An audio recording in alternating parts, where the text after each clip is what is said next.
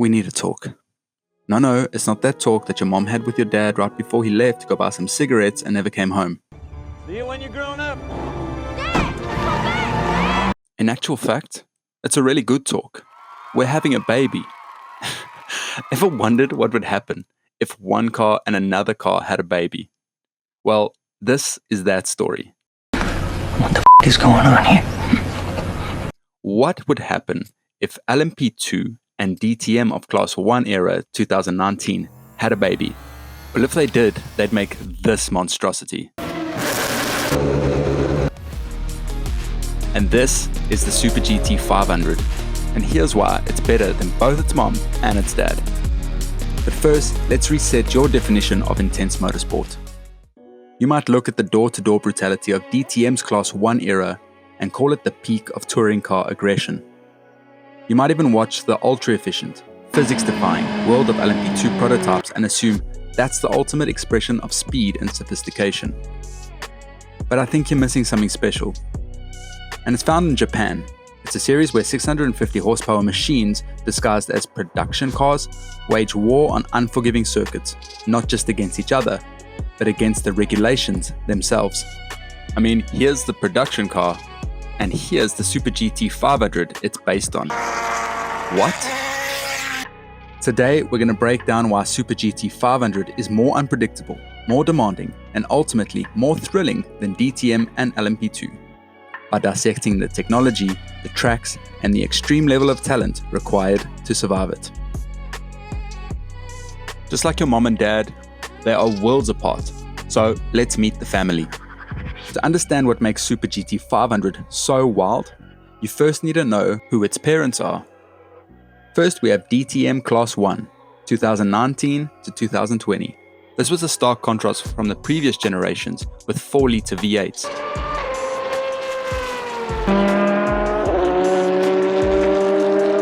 But these were still the fastest and lightest DTM cars ever made. DTM's Class 1 era was short format, high intensity sprint series. The cars used a 2-litre turbocharged inline 4 engine, producing roughly 580 to 610 horsepower,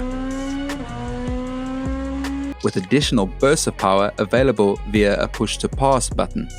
They featured front engine, rear wheel drive layouts, extreme aerodynamics, and driver aids like DRS, all optimized for explosive wheel-to-wheel racing.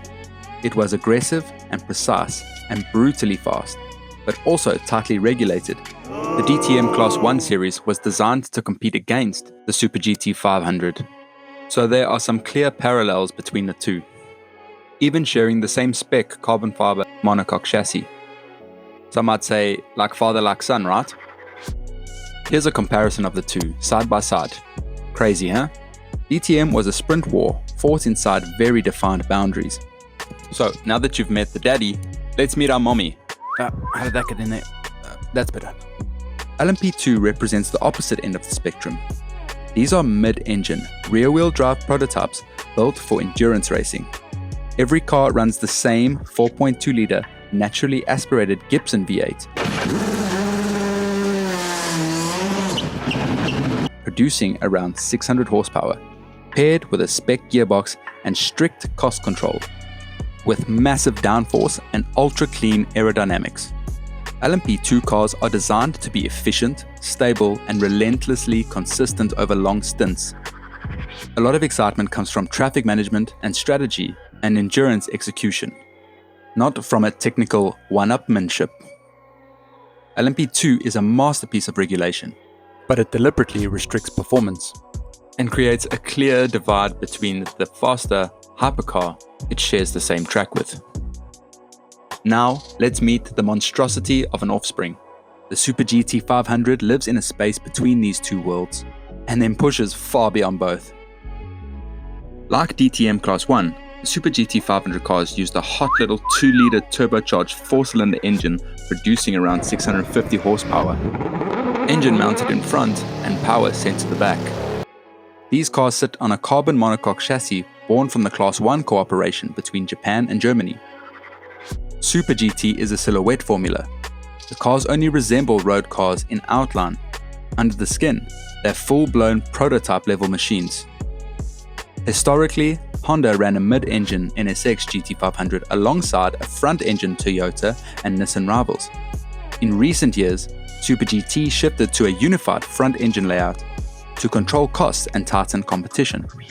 But the spirit of the technical freedom remains deeply embedded in the series' DNA. This is a reincarnation of the DTM touring car spirit, the LMP2's prototype engineering, marrying the best genetics from both its parents.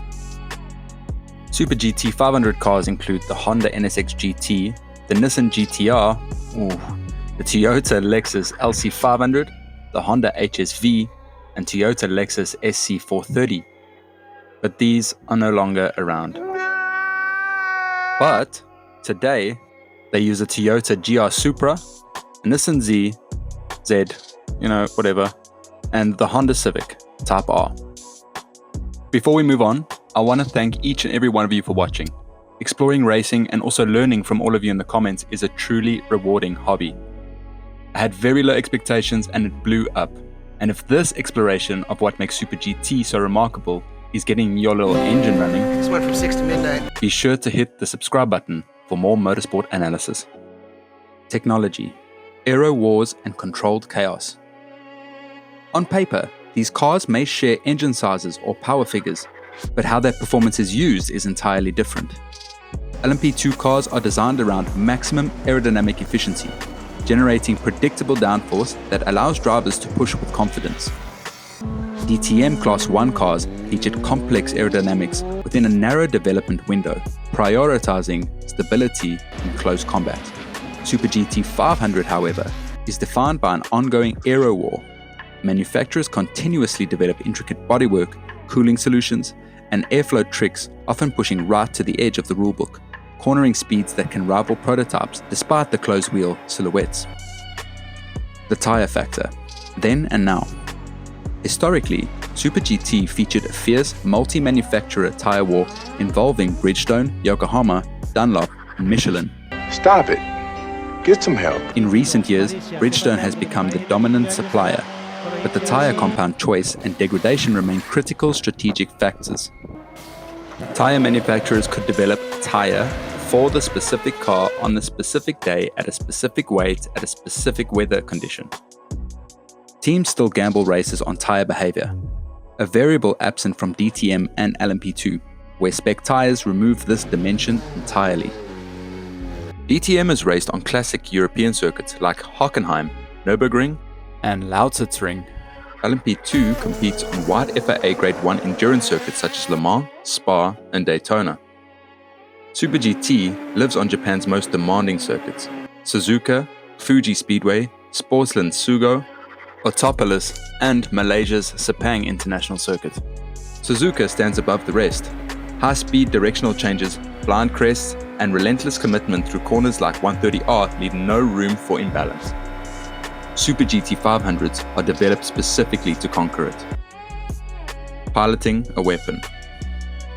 Driving a Super GT500 car isn't just about speed, it's about control. Extreme aero sensitivity, high power output, and tyre variables that demand absolute precision. The true test comes from multi-class traffic. GT500 and GT300 cars race together, GT300 being the baby brother of the GT500, which are more comparable to GT3 cars of today. This forces GT500 drivers to slice through slower traffic continuously at extreme closing speeds. Mistakes carry immediate consequences. Drivers forged in the Super GT have gone on to global success, including Andrei Lotterer, Benoit Trefoulier, Ryo Hirakawa, and Heikki Kovalainen, and other household names like Jenson Button, Kamui Kobayashi, and Ralf Schumacher, just to name a few. The championship format. Success is a handicap. Super GT employs a success ballast system. The more points a team scores, the heavier the car becomes. Once physical ballast limits are reached, fuel flow restrictions are applied, directly reducing performance. Ballast is reduced late in the season and removed for the finale, ensuring championships are often decided in a final all-out showdown. Super GT500 combines prototype-level performance, touring car aggression, manufacturer rivalry, strategic chaos, and the regulation-driven unpredictability. And just like your dad, the DTM 1 series is still out looking for milk. Hey, want to see an impression of my dad? Sure. Today's DTM resemble and follow more or less the same regulations as GT3. DTM mastered sprint race combat, and LMP2 perfected endurance efficiency. Super GT500 thrives in a controlled madness, making it one of the most demanding, unpredictable, and thrilling forms of motorsport on the planet. But around one lap, at the same track, the Super GT500 is out on top. Hands down, no doubt about it.